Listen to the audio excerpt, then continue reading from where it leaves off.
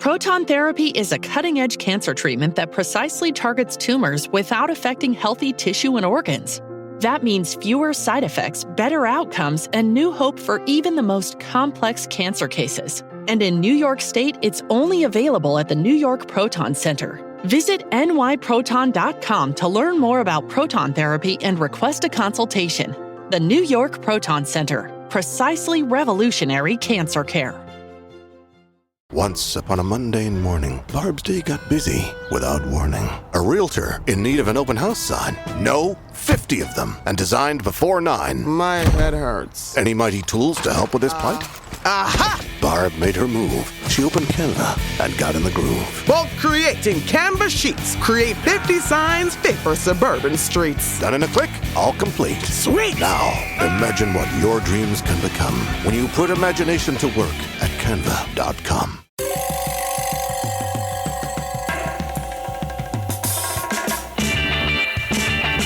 This is Cop Talk, talking crime, cases, and backing the blue. Now, here are your hosts, Captain Ed Mehmet and Detective Kevin Schroeder.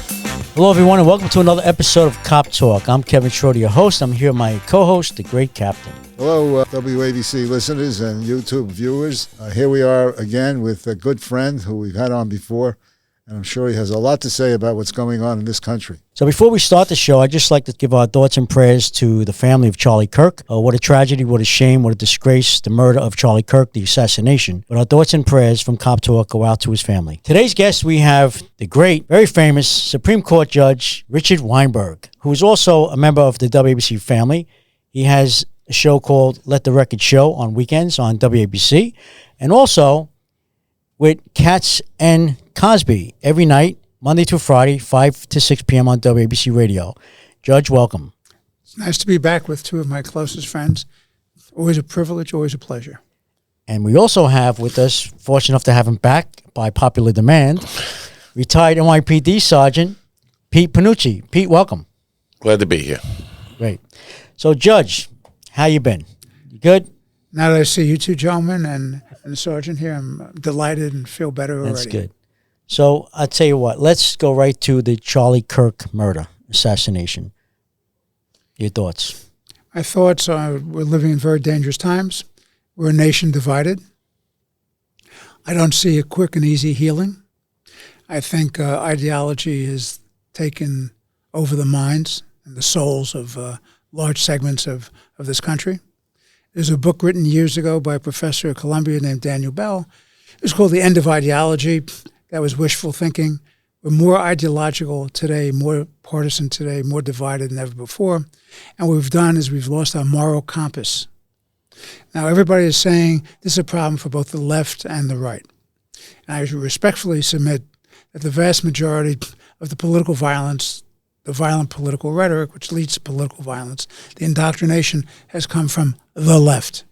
And I say that as a so-called common sense Democrat, because I've always been a Democrat, I continue to be a Democrat. But as Ronald Reagan said, the Democratic Party left me, I didn't leave the party. I'm still in the party because I'm hopeful someday they'll come back to a common sense center. Right. I'm deeply concerned about the future of this country. I certainly hope this doesn't become a situation where crazies on the right decide to retaliate for the assassination of Kirk. If that happens, you can have a disintegration of society. We don't need people shooting each other in the interest of a political agenda. We should have discussion, we should have debate, we should have fair elections, and then we should move on from there. Stop calling people fascists, stop calling them dictators, stop saying you're trying to save democracy. These are all talking points which inflame people, many of whom are psychologically unbalanced, and others who have an ideological agenda to destroy this great country. Very well said. Sergeant? I have to be honest with you. Last week, around a long time, a lot of homicides under my belt, a lot of really brutal incidents. And maybe I'm getting old. I don't know. It started off when I saw that young woman stabbed on the train down in Charlotte. And the look of terror on her face, she didn't even know it. She was already dying. I says, wow. I says, that is absolutely horrendous. Jump ahead a few days. I was coming out of the shower, and my wife... Together? My wife came in, and she was very quiet, and she said, Charlie Kirk was just shot. And I'm like, what? And I went out, and I saw the video. You can't unsee it. Absolutely revolting. And I've been pretty upset ever since. A large part, some of the stuff that's being fired back, it's horrendous. And then I saw a picture of him and his kids, and I started to get tears in my eyes. Yeah. He was the one guy who wanted to debate. Right. He wanted to talk. He wanted to engage. We live in troubling times, and like the judge said, I worry about a trigger incident, a flashpoint, either retaliation or another attack by the left. Judge, all these universities claim, we're all for freedom of speech, right? Like these demonstrations a year ago. Now, none of these universities, most of them anyway, have not come out with statements or against this type of violence and against freedom of speech on the campuses. On these universities? What's your? I think the universities have disgraced themselves. You do not have a First Amendment right to suppress other people's right to go to college, to attend classes, to go to the library and to study, to listen to competing points of view from guest speakers on the campus. The college campuses didn't stand up to the times. You had a radical fringe, some of which were paid conspirators. The people funding them are paid conspirators. They want to do havoc and violence to this country. The college administrators did not stand up. The cops, as you and the sergeant understand, and that Captain Mamet understands, they have to be invited onto the campuses. If they're not invited onto the campuses, or they wait too long, the cops can't come in on their own volition. When we talk about dangerous times, you have to say, where does it all begin? It begins in the educational system, where there's been indoctrination, diversity, equity, inclusion, critical race theory, other ideological agendas to shape the minds and the hearts of the young people. And the young people don't know any better. And if they don't know any better, who's going to carry on this great country? We're less than a year away from July 4th of 2026, the 250th anniversary of this great country. Never take it for granted that a country will survive and flourish. All great empires, all great countries die from the inside first. And the ultimate problem is when your enemies on the outside see you dying from the inside, that's when they move in. Wasn't that the case of Rome? Absolutely. If you read the great book, The Rise and Fall of the Roman Empire, that's exactly right. So the problem is that we have to get our heads straight in the educational system. Educational system means to be educated, not to be indoctrinated. And the universities have to do the right thing. They have to enforce real freedom of speech. You do not have, and as all you gentlemen who served the city of New York and this country honorably and well in law enforcement know, there is not a right to blockade tunnels and bridges, mass transit, Grand Central Station, Penn Station. That's all nonsense. There's no First Amendment right to impede the civil rights of other people going to and fro.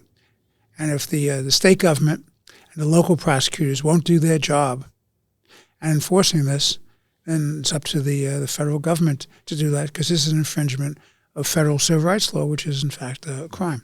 And I just came from a lunch with Jay Clayton, who was a guest speaker at the Police Athletic League lunch. And Jay is someone I know. And he understands the awesome responsibility of the federal government to assist us in protecting civilization. And that's what we're talking about. Because the net is, if we don't get this under control, you're going to have anarchy, you're going to have chaos, you're going to have more violence. And how do you come back from this? Right. True. Very true. We could have a civil war. Well, Ed, it's funny you say that, and I don't mean that funny, but that's been my theme for a long time. We're on the cusp of a civil war. This is a nation divided, and we need to get back to common sense. We need to take a real hard look, by the way, who's funding these demonstrations. who's behind it. Every time you had demonstrations in 2020, in the summer of 2020, with the BLM characters and the Antifa characters, they all came out. They had their signs that were printed. They had their T-shirts that were pre-printed. They had their slogans, which were being mouthed by rote. They show up at a demonstration site. It's like a job. They get paid, and then they leave. So you have a whole bunch of paid agitators. You have people domestically, like the Soroses and his character from who's an American who lives in China. Singham. Right? Neville Roy Singham. Right. These are serious people. They have to be investigated. If necessary, they have to be prosecuted because, in my humble opinion, they are aiding and abetting a threat to this country. And it's serious business and it has to be dealt with. Judge, let's touch on the New York City maze race that's going on right now. How is Mandami have such a lead? Oh, interesting question. Goes back to the educational system. You have a whole generation of young people who have no idea what socialism is, who have no idea when they say from the river to the sea, or they support Antifa, what that means. So from the river to the sea means the abolition of the state of Israel. It means the Holocaust against, a genocide against the Jewish people in their country. That's what Intifada means. It means violent protest. It means everybody's fair game. Mandami's father has written articles and speechified about what an honor and wonderful thing it is to wear a suicide vest. That's going to be the mayor of the city of New York, a father. Does he repudiate these people? No. Antifa was a dangerous threat. BLM was a dangerous threat. These people today are even more of a dangerous threat. These are Islamists who are dedicated to the perpetration of a political, religious, cultural ideology.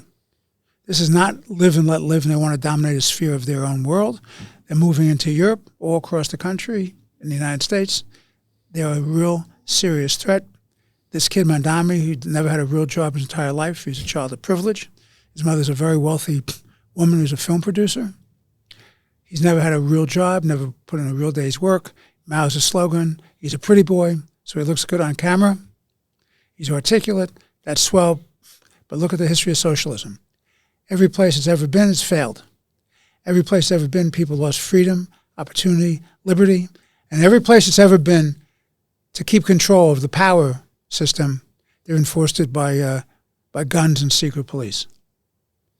So what you have is you have a real problem. So let's go to something that all three of you know, and I'm very concerned about. One of the great threats to the great city of New York is the threat of a terrorist attack. And most of the terrorist attacks come from the Islamists. And there are ongoing relationships because of Ray Kelly, our former great police commissioner, working with foreign intelligence services, U.S. federal services, working together, hand in glove. NYPD had a unit dedicated to gathering intelligence and protecting us. And we have a real problem. Because I do not trust Mandami to work well with the feds or with ICE, because he's against ICE. He thinks they're bad. He said despicable things about NYPD, some of the bravest and most wonderful men and women I've ever known. He doesn't believe in incarceration. He believes in decarceration, which means let them all out. And there's some people, as we all know, that should be kept in jail. They're a threat to their fellow human beings. So are you really going to trust him to protect when the bridges are taken over or there are riots on the campuses to protect us? I don't. And undercover operations, you really expect him to support undercover operations? I don't. And the last thing I'll say on this topic is, do you really expect him to appoint people like I was and many of my good colleagues on the criminal court and the state Supreme Court, being public safety, law and order judges, worrying about the public? I don't. There you go. My question is, and I brought this up before, who would be the police commissioner under a guy like him? Nobody good. Right, you'd have to Nobody be, good. There may you'd not have be to a be a prostitute. Nobody good. By the way, you raise a very interesting thing. Just the other day, this character Mandami said that if Benjamin Netanyahu, the duly elected prime minister of a democracy, perhaps America's greatest ally, comes to the United States, he's going to have him arrested. So let me tell you the problems with that. Number one, he's going to do this under an international criminal court warrant. We have no role in that international court. We're not a signer to that. We're not a signatory to that. We don't abide by what they say. They have no jurisdiction over us. That's number one. Number two, Netanyahu has a diplomatic immunity. You can't make an arrest. Number three, he's over the top when he says local cops can make an arrest of a foreign official. So what happens when they make the move and the security around Netanyahu says, no, you get your hands off of him? What happens then? And what are the cops going to do? Now, if you have a police commissioner who's worth his or her salt, he'll say to the mayor, you try to pull that stunt, I'm going to resign and say to the world exactly why, which is the honorable thing to do if you have a moral compass. If you get a weak-kneed, ambitious person who doesn't have a moral compass or professional integrity, what do? They'll try to enforce that order. I don't trust anybody Mandami puts in a position of responsibility and power. Well, that raises an issue that I've discussed many times. When Kevin, Pete, and I were sworn in, we took an oath. We took an oath to enforce all laws and ordinances. And I would think that we could defy stupid orders or illegal orders just because we took that oath. But everybody seems to think it doesn't matter. Like when de Blasio was doing his thing, they told the cops to stand down. Well, because Jenkins did the same thing. In the riots in Brooklyn, he told everybody to stand down when they had the riots. Yeah, but how can you stand down when you see crimes and you have an oath to enforce the law? I agree with you. The great lesson of the Nuremberg trials was that there's an obligation to a higher authority, and the higher authority is to do the right moral thing. That's the lesson of Nuremberg. You can't say I was just following orders. Right. A lot of people got hung because they were just following orders. Or they claimed they were just following orders. Right, so the police are in a difficult position. If you have a moral compass, you're going to say, no, I can't do that because it's an illegal order. Well, that's exactly right. You get fired? The police, listen, where it has to stop, is where the police commissioner says, absolutely not. Now, I know, because Judge George Grasso is a good friend of mine from my days back at City Hall before I was on the bench. George was deputy commissioner for legal matters. For legal affairs. Okay. Later on, he became a first deputy. Right. But then became a judge. George and I are very close friends, know each other for decades. And George would always tell Giuliani, who was a decent guy and a law and order guy, would say to him, no, you can't do this. Somebody has to have the brains and the courage to say to the principal, no, you can't do this. My operating principle, every time I've been the consigliere to a position, to a person of power, principle of power, whether it's the Speaker of the City Council or to my current position, is you have to tell people what they need to hear, not what they want to hear. That's your obligation to them and to the larger public interest. So you just say no. See, what I predict is you'll have a division in the police department amongst the service itself, not the political appointees. I think you're going to have cops resigning early, leaving before their pensions, going to places that pay them better, go to a place where you don't have a city council and a state legislature, mayors and governors who don't support law enforcement. And I think that puts the city at a great threat because you're losing seasoned people in NYPD who know the job and have the experience. You can replace the strategic response team with a bunch of social workers. What are they going to do the first time a social worker gets himself or herself cut up or killed? What's going to happen then? They're going to call the police. If the police will respond, then. Within the we're in a perpetual protest cycle. And it is being funded by outside bad entities overseas. And I spend a lot of time at these protests. The holy grail is to get rid of the SRG. It really is.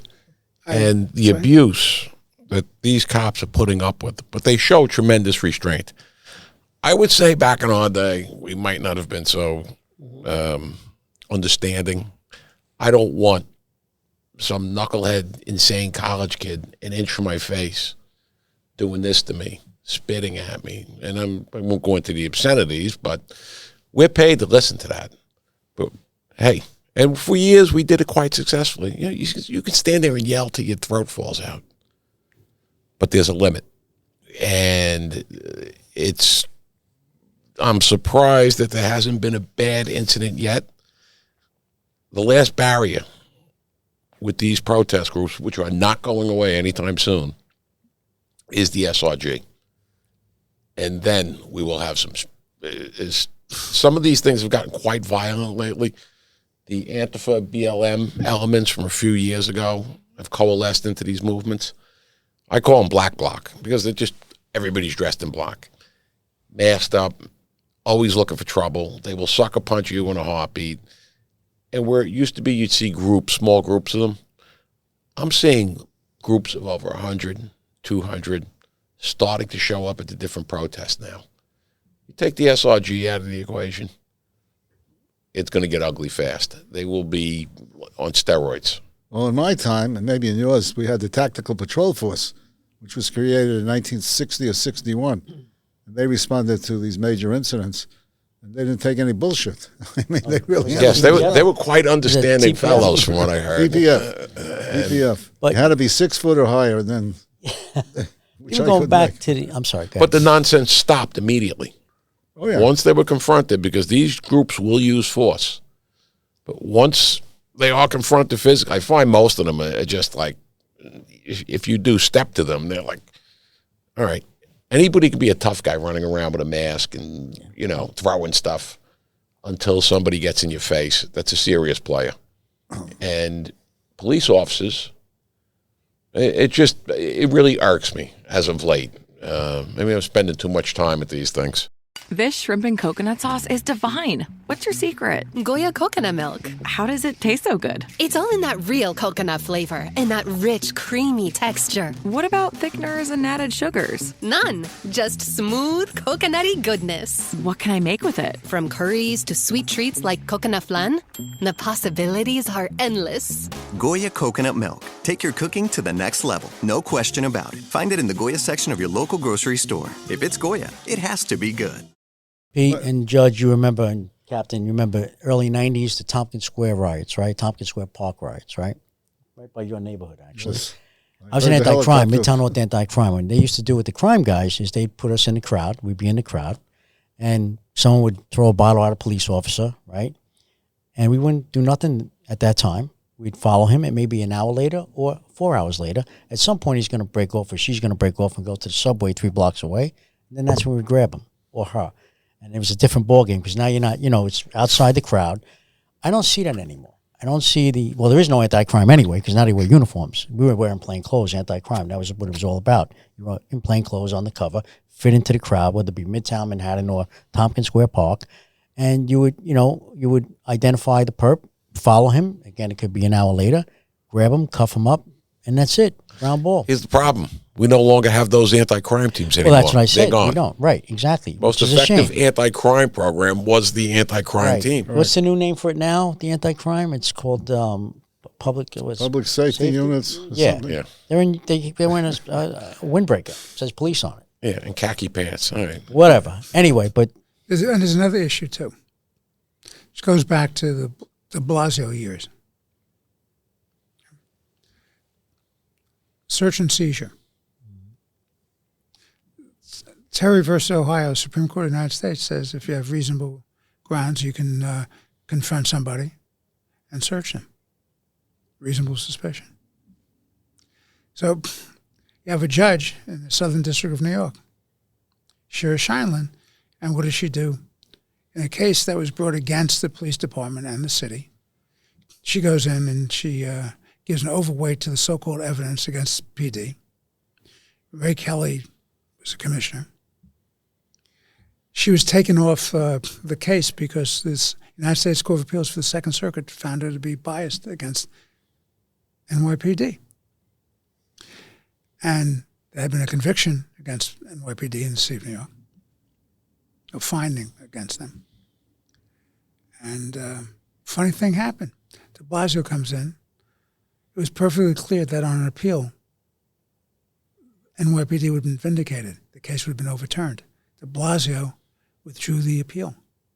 And so what they did is they hamstrung the cops in the ability to do search and seizure. Now, why is that important?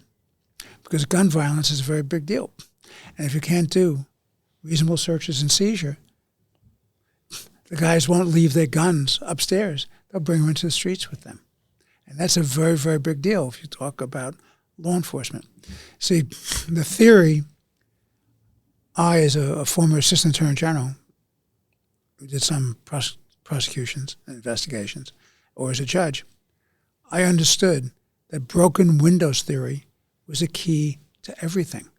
Broken windows theory, as you gentlemen know far better than I, means you nip the small stuff in the bud and you stop the creation of an environment of lawlessness. You restore civil order, quality of life, you keep the bad guys in check. You work with reasonable searches and seizure. You make the arrests you have to make. You do what you have to do. Hopefully you go to prosecutors that will enforce the law and do what they have to do. Make sure that you appoint or you elect judges who actually care about public safety and law and order. It all works together. So if you want to create a formula for the disintegration of society and a culture of lawlessness and violence, then that's what they've done. So if you step back and you look at it objectively, you can see step by step by step by step, they're weakening the structures of civilization and public safety. Yeah. Judge, what's your thoughts on Governor Hochul coming out and endorsing Mandami? It's very, very, very funny because at this lunch I ran into the brother of Congressman Swazi. And Congressman Swazi from Long Island had the good sense and the moral fortitude to say, is she kidding? Or does she mean it? The endorsement by Hochul of Mandami means she's locked herself into all the positions he's taken. She can't say, well, I had a nice conversation with him and da-da-da. That's nonsense. You support him, you're supporting his platform. What is his platform? Anti-Semitic, anti-Israel, anti-law and order, anti-public safety, anti-capitalism. Kathy Hochul, you have endorsed all of that. Don't tell me you had a conversation with him. Right. He'll listen to you, yes you to death, and he's going to do what he wants to do. The one fundamental truth about human beings is if they tell you they're going to do something, the likelihood is they're going to do it. Like Adolf Hitler at Mein Kampf. That's right. Or the Hamas. When they tell you they want to kill you, you better believe them. They want to kill you, and they'll do it if they're given the opportunity. This guy is absolutely committed to anti-capitalist system, to the imposition of socialism, to decarcerization, to anti-Semitism, to Islamic jihad and Antifa. That's what he's committed to. And Hochul, by endorsing him, has done a shameful act. As a Democrat, I'm embarrassed and shamed by her doing that. I would think better of her. But she did it. Yep. Do you think Chuck Schumer will follow suit? I believe, I said this on Katz and Cosby, was it last night or the night before? I said, as far as I'm concerned, she just gave the green light for Schumer and Hakeem Jeffries to do an amen. Yep. They'll be like a Greek chorus embracing him because they're scared to death of the crazy left in the Democratic Party. The Democratic Party is not the Democratic Party I grew up in. It's not the party of Jack Kennedy and Scoop Jackson and Hewitt Humphrey and Bobby Kennedy. It's not the party of strong national defense, pro-law and order, capitalism, free trade. It's not that party at all. So it's a party that's being driven by the Bernie Sanders, the Elizabeth Warrens, very dangerous, dangerous people. This character, Chris Murphy out of Connecticut. These are dangerous people because they're undermining that which works. The system works. Are there imperfections in the American experiment? Of course there are imperfections, but it's worked better than anybody else could come up with. And socialism is not the answer. You put socialism in the city of New York, you will destroy the city of New York. Right. By Kathy Hochul endorsing this clown, she's wrapped herself in that. Yeah, it's not the Jim McManus Democratic Club. No, it's definitely not Jimmy McManus's Democratic Absolutely Club. not.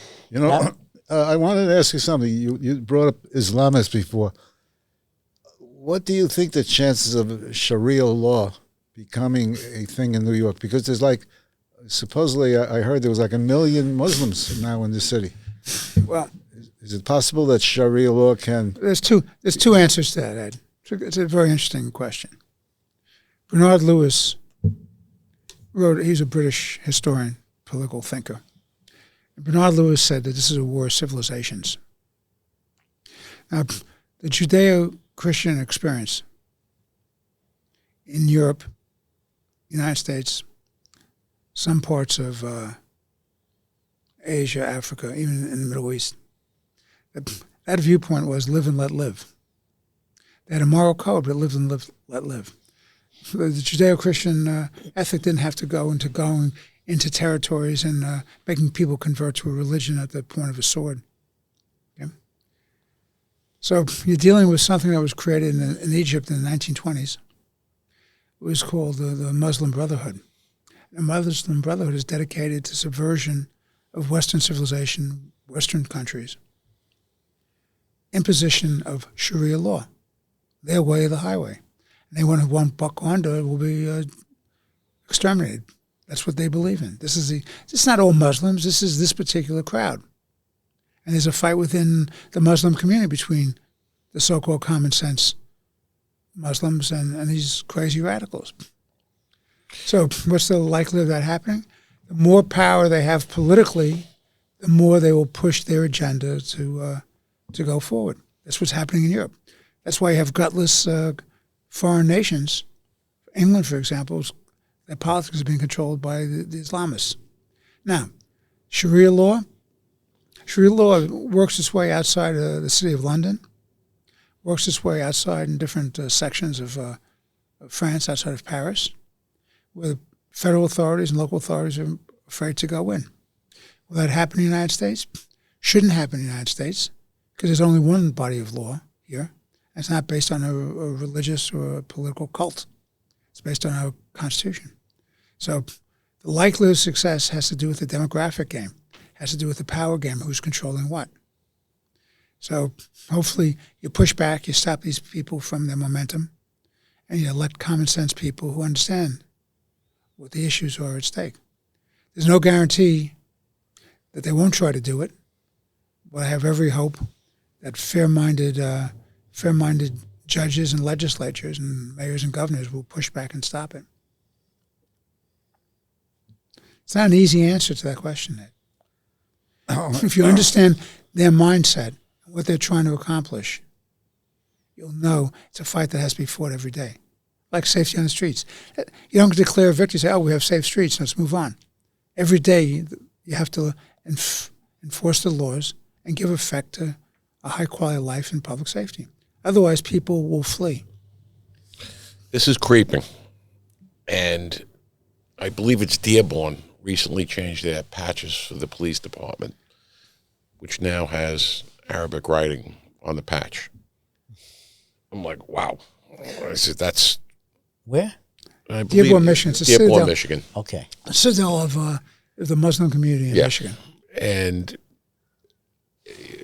a couple of months back, Adams signed there have been issues with different mosques around the city. Wanted to do the calls to prayer 5 times a day. And a lot of pushback from the neighborhoods. People are like, no, I don't want to hear the calls for prayer. He wound up agreeing to it. They can now do call to prayer 5 times a day. That's a form of psychological warfare for people that live there. It's slowly and incrementally trying to work its way in. You talk about the Muslim Brotherhood. A lot of people don't realize Hitler was a big fan of the Muslim Brotherhood and actually traveled to the Middle East and met with the Grand Mufti. That's right. By the way, the Grand Mufti of Jerusalem. Yeah, Grand Mufti was dedicated to the same proposition Hitler was, to exterminate the Jewish people. Yeah, and he cut a deal, and he supported the Germans in the war. Late 20s, early 30s, he started incorporating a lot of their ideology into what he was doing. Yeah, by the way, going back, as Pete just pointed out, the Muslim Brotherhood, its charter in the 1920s, stood for the fundamental proposition of infiltration into Western society, insinuating it in, and weakening it from the inside. This is a calculated plan. And the difference is, I think they're now getting momentum because they've had success in Europe because the idiocy of Merkel, who's the prime minister or chancellor of Germany, who, because of open borders, allowed all these people to come in from the Middle East. These people coming in from the Middle East were not vetted. You know who they were. They don't have the same tolerance for diversity.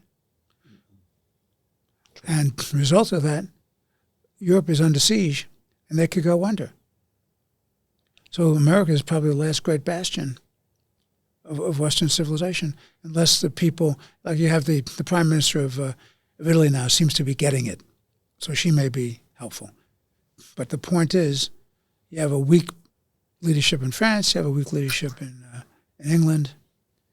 They're rolling. It's also being explored, and I firmly believe them. There are a lot of nations in the Middle East that will absolutely have banned the Muslim Brotherhood. They don't want them there because they're so problematic. And I think probably what we might see sometime in the near future, they'll be designated a terrorist organization by the United States. Stuff like that, when these designations will crimp some of this activity that's going on, especially with a lot of the funny money that's getting passed around between different organizations. But by the way, you just raised a very good point. Talking about funny money being passed around, NGOs, non-government organizations. Who's funding them? What are they doing with this money? For what purposes? So I don't want to give a primer to Mandami, but I'm sure he has a few smart people around him. Use non-government organization money to infiltrate, to buy people off, to control the agenda, to build up your staff. So you take these non-government organizations, they get money, including taxpayers' money, and what they do is they put it in their own staff. So they create an infrastructure to subvert our country. Right. And the foundations do the same thing too.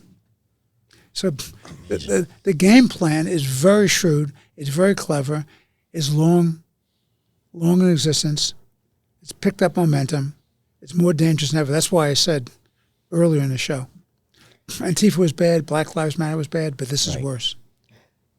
Especially with Mandani, he'll support them. Exactly right. Give them exactly leeway. Right. You have 1 million Muslims in the city, many of them good people, probably a good number are I'm sure you have good people in Gaza, but the point is they were as much hostages, the good people of Gaza, hostages to Hamas as much as those Jews the couple hundred Jews that they grabbed. And it wasn't just Jews. People from all over the world were grabbed by these Hamas savages. This is the troubling thing about America. We don't have the attention span to pay attention. We're into immediate gratification. So how long is it going to be before we forget about the poor girl who was savagely killed on the North Carolina train? How quickly are we going to forget that people stood around and did nothing to intercede? How long are we going to be before we forget that the woman sitting next to her didn't even try to give her medical attention, try to stop the bleeding? Literally wouldn't stop the bleeding. How long is it going to be before we forget that the guy walked out cavalierly off the train and nobody tried to stop him? I mean, think about that. Yeah. Think about how awful it is. The woman is stabbed, nobody goes to protect her. The woman is critically injured, maybe had been dying, maybe he couldn't have saved her, but nobody went there to try to compress the artery to stop it from happening. Nobody tried to stop the guy from leaving the train. I mean, what's wrong with us? Well, 24 years later of 9/11, now they want to elect Mandami to be the mayor. Go figure. Talking about people forgetting. It just came up a few minutes ago. On 9/11 this year, apart from some pithy comments from some of these politicians, Brad Lander, who's the New York City controller, and in my opinion, probably just a horrible person, did a Zoom call that night with Mahmoud Khalil. And Khalil's a guy that you should listen to because he's telling us what he would like to do. He will flatten Israel. He wants to bring down the West. This is the city controller. And Jewish. Well, that was the topic of the conversation was why the future of Jewry. But Pete, you just raised a good question. Why is it that some of my co-religionists are so stupid that they can't see the handwriting on the wall? Why is it that a group of people like to think of themselves as pretty smart are dumb as hell? They don't understand history. As I said earlier, when people tell you they want to kill you and it's part of their religious and ideological and cultural agenda, you better believe it. Lenin had an expression for people like Lander. They're useful idiots. At the first opportunity, they'll take out Lander. But Lander is such a grasping, opportunist, amoral individual, he'll be happy to be the front for Mandami. Why? Because they promised him a gig at City Hall. That's why. He pals around with Linda Sarsour. And Linda Sarsour is descendant of people that were actively involved in the Muslim Brotherhood. She's a heavy operator now with a lot of these organizations. But you know what? And the group J-Fredge. Right. They were all basically, they say as a Jew. They're all Marxist. They're anything but. But you get a guy, city controller, steps up. Well, oh yes, as a Jew, and this and that. If you have half a brain in your head, you would realize that land is a snake. There was a comment I think it was yesterday morning, on this radio station by one of the politicians who said that there were Jews in Germany who supported Hitler. That's correct. And what did that get him? They wound up being... what did that get him? Got him the ovens. Right. Crazy. Judge, the Democratic Party. There's still, I would like to believe, some common sense people in the Democratic Party, correct? Well, there's David Patterson and me. Okay. And Swazi. So is there enough, is there enough that outweigh the far left in the Democratic Party? Or do you think the far left is just out of control? Let me tell you how they control it. How the socialists, the Democratic Socialists of America and the Working Families Party, let me tell you how they control the Democratic Party. They're very well funded by the Soros types, okay? That's number one. Number two, they're very, very well organized and disciplined, and they're doing this every day. They do politics every day, okay? And there's this system called a primary system. So the so-called establishment politicians are scared to death that it'll be primaried, and they'll lose in a primary against a left-winger. So therefore, they're intimidated to be silent and to look the other way or to mouth support. And that's the secret of the success of the far left. The big mistake was when they allowed Bernie Sanders, who's never been a Democrat, to run in Democratic primaries, conventions, and caucuses against Hillary Clinton. Why? Because Hillary didn't want to look like she was exclusionary. Guess what? If you're not a Democrat, you shouldn't be in the Democratic Party. Mandami should not be in the Democratic Party. Swazi, Congressman Swazi said that.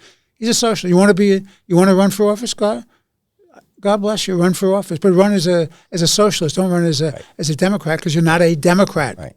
And they shouldn't be in the party. Period. But if in the party and they're allowed to run in these primaries, they have all this money, all this organization behind them, and you have the establishment politicians who are afraid to be challenged. What they don't understand is that they're doomed anyway, because the nature of these movements is to use these people as useful idiots and then to take them out and get rid of them at the first opportunity. This is the beginning. This is not a one-off. Let's be very clear. This is not a one-off. For New York, there's not the city, the state. This is not a one-off at all for the country. This is going to be replicated throughout the country in 2026.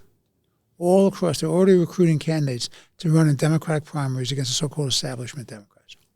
So the future of the Democratic Party is at risk. Yeah. Now, there's some foolish Republicans who believe that having Mandami elected as mayor is a good thing, because then you have something to run against Democrats on. Don't assume, as we say in my business, don't assume facts, not evidence. If they wreck the city of New York, if they destroy the city of New York, that's a terrible price to pay for a campaign theme, which may or may not win in 2026. I brought this up before. we've all been in that bad movie before. Actually, back in the 90s. Absolutely right. Don't want to see the sequel. The damage they could do in 4 years. And I'm 65 years old. I don't want to leave New York. I like it here. My family's here. Right. And it's going to descend into chaos. Yep, I agree. I would just give you a final thought on that, Pete. So at the time, I was the general counsel, city council, chief counsel, Peter Vallone, the speaker. And there was a kid who was stabbed to death in the subway station in Times Square. Kid from Utah coming in for the U.S. Open. Brian worked on that case. Yep. Brian Watkins. Right. That's exactly right. And what did he do? He was a victim of a wolf pack, of a mugging, because he was protecting his family, his sister and his parents. So I came into City Hall that morning after, and I threw my trench coat on the speaker's couch, and I said to him, Peter, we're going to lose the city. We've got to do something. I said, what do you want to do? I said, we have to have more cops. He said, well, you're my lawyer. Do I have the authority to make more cops? I said, let me give you the answer to that. Legally, you can't increase the number of cops, and you can't mandate more cops, because under the city charter, that becomes the province of the mayor and the police commissioner. Okay? So you can do it by a referendum, but you can't do it by a mere local law. I said, but politically, you can get the high side on this by having a campaign for more cops, and Dinkins, then the mayor, will fold. So that was the beginning of something called Safe Streets, Safe City. Yep. And so Safe Streets, Safe City was negotiated by Vallone's senior staff and Dinkins' senior staff. The good news is we had a deputy mayor with real brains and real experience, Judge Milton Mullen, who was deputy mayor for public safety. And Milt understood this stuff. And I understood a little bit about it too. So Milton and I negotiated and got what had to be done. So the finance director of city council says, well, how are we going to pay for this? I said, I just told you how you're going to save the city by getting a whole bunch of new cops. So we'll find a funding mechanism. We'll go up to Albany and get authority to increase the surcharge on the income tax, because the only tax the local government can do is real property tax. Everything else you need the state legislature for. So we got the governor online, we got the state legislature online, we got the city council, which we controlled online, we had the mayor online, and we got it done. Mullen said to me, I just can't have cops. I need more. I said, okay, Judge, what do you need? He said, well, I need social workers, drug counselors, legal aid lawyers, more prosecutors, more translators. I said, fine. You tell me, give me a list of what you need. We'll do it. We'll work together as a joint venture. We'll get the cops in. And that was the genesis of Safe Streets, Safe City. And I commend to you, all of you, and our listeners, our viewers, a movie, a documentary called Gotham, The Fall and Rise of New York, which tells you that story. Well, thank you, Your Honor, for what you've done. You did a great job. Listen, I love the city. And like Pete here, I love the city. I've dedicated my life to saving and protecting it and serving it. I don't want to leave. I want my children and my grandchildren to live here. I want this to be the greatest city in the world, as it's always been, through all its troubles. But don't assume that just because you're a wishful thinker, everything's going to be fine. Not everything's going to be fine unless we fight back and do the right thing. Very true. This has been a great interview and a great session. And, Cap? And you have a program to prepare for the 5 o'clock show. That's right. I'm moving on to my next program. Cats and Cosby, 5 to 6 every night, Monday through Friday, WABC. Correct. Great show. We listen all the time. I know probably all of our audience listens as well. Pete, Sergeant Pete Panucci, I'd like to thank you again for coming around, and thank you. Appreciate Thank you for having me. And I know the captain promised you dinner, so I think that's great. Actually, he promised you dinner tonight, too, I think. He's promised the world dinner. I'm still waiting. But Judge Richard Weinberg, thank you so much again for being here. And as I said at the beginning, it's an honor and privilege to be with you. It's an honor and privilege to have you as my friends, longstanding. And it's an honor and privilege to meet Sergeant here, who's going to be a new friend. Oh, absolutely. Thank you, absolutely. Around good people here. This is great. I'd like to thank everyone for listening to another episode of Cop Talk. If you like what you hear, you can subscribe to Cop Talk. You could also follow us at Cop Talk WABC. We're also on social media. And Captain? And you can view the Honorable Judge on YouTube and other such That's right. programs. Podcast, the Left the Record Show. At the Record Show. Sunday morning, 6 to 7. If you miss it on Sunday mornings, you can always listen to the podcast. Absolutely. Thank you. So until next time, God bless you, God bless America, God bless our military, and God bless law enforcement throughout the world. Thank you and be safe.